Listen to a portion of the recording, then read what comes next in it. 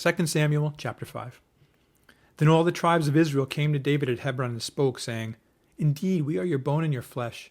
Also in time past when Saul was king over us, you were the one who led Israel out and brought them in. And the Lord said to you, You shall shepherd my people Israel and be ruler over Israel.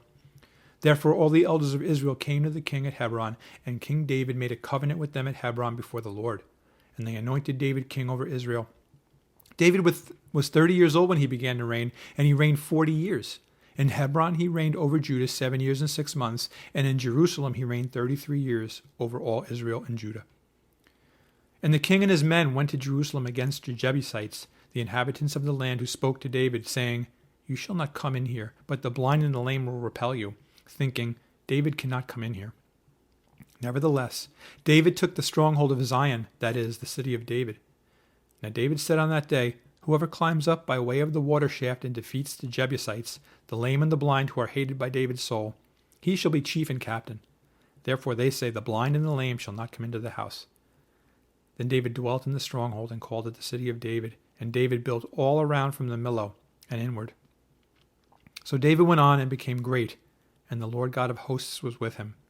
Then Hiram, king of Tyre, sent messengers to David, and cedar trees, and carpenters, and masons. And they built David a house.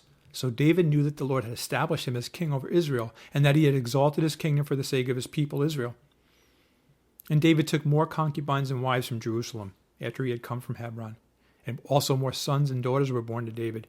Now these are the names of those who were born to him in Jerusalem: Shemua, Shobab, Nathan, Solomon, Ibhar, Elishua, Nepheg, Japhia, Elishama, Eliada, and Elipheleh. And when the Philistines heard that they had anointed David king over Israel, all the Philistines went up to search for David. And David heard of it and went down to the stronghold. The Philistines also went and deployed themselves in the valley of Rephaim.